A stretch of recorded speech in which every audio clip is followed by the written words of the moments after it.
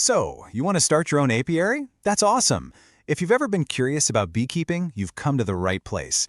We're going to break down all the essential steps to get you started. I mean, who hasn't, right?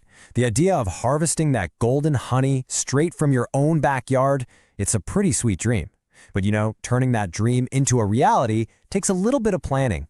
So how do you go from being a honey lover to a full-on beekeeper? Let's dive in. Okay, first things first. Before you even think about buying a beehive, your first real step is preparation. Success in beekeeping really starts with a solid foundation of knowledge and, as you'll see, some pretty perfect timing. So, how do you get this expertise? Well, you can definitely start with books and articles, or you can dive deeper with training courses, maybe even get certified. But honestly, one of the most valuable things you can do is find an expert mentor, a seasoned beekeeper who can share all that practical, hands-on advice. The more you learn up front, the better you're going to be able to care for your bees. They say timing is everything. And with bees, it really is. The absolute best time to start your apiary is right at the beginning of spring. This gives your new colony the entire season to get busy, building comb, raising their young, and storing up tons of honey and pollen. It just makes sure they're strong and ready to go before winter hits. All right, so you've done your homework and the timing is right. Now comes a really big decision. Where are your bees actually going to live? Picking the right spot is absolutely critical, not just for your colony's health, but for your relationship with your neighbors too. You want a place with plenty of food for your bees, so being near agricultural crops or farmland is just perfect. You also have to make sure you can get to them easily.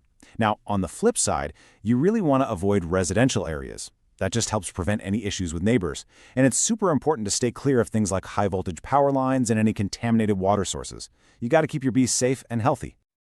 Okay, with the perfect spot all picked out, it's time to think about scale and gear. How big is this operation going to be, and what tools are you going to need to manage it all? A question I hear all the time is how many hives should I start with? And the answer really just depends on your budget and how experienced you are. For beginners, my advice is always to start small. You can always expand later as your confidence and skills grow. Now for the fun part, the tools of the trade. This is pretty much your essential starter kit. You'll need your wooden hives, of course. A bee brush is for gently nudging bees out of the way, and a hive tool helps you pry open the different parts of the hive. For your own safety, a protective mask is a total must-have. A smoker helps keep the bees calm when you do inspections, and the honey extractor, well, that's for getting all that liquid gold out of the combs. You've got your location, you've got your gear, now it's time to actually build the apiary. The setup is actually pretty straightforward. First, you'll use hive stands to get the hives up off the ground. This protects them from moisture and pests. Second, arrange your hives on those stands. And third, figure out some shading. Direct summer sun can seriously overheat a hive, so giving them some protection is really key for the colony's health.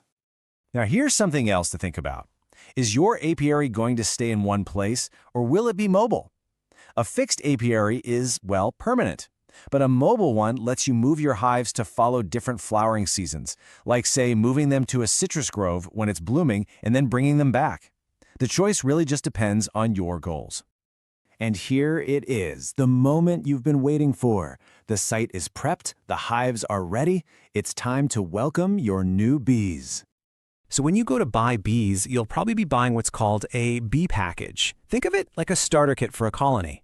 It's this special box that has a queen, thousands of worker bees, and usually a little food source to keep them going on their trip to your new apiary. But not all bee packages are created equal. A frameless package is basically just a wire box full of bees. For beginners, though, I highly recommend getting a package that comes with established wax frames. It just makes transferring the bees into their new home so much easier and way less stressful for everyone involved, you and the bees. And now for the grand finale of the whole setup. You'll carefully transfer your new colony from that temporary travel box into their brand new, spacious, permanent hive. Once your bees are all settled in, you usually just return the empty package boxes to the seller. And that's it. Congratulations, you are officially a beekeeper. So there you have it. We've walked through all the key steps: getting the knowledge, choosing the right spot, gearing up, and finally welcoming your bees home. Each step builds on the last, putting you on the right path for a really successful beekeeping journey. So, with the right knowledge and the right tools, are you ready to begin?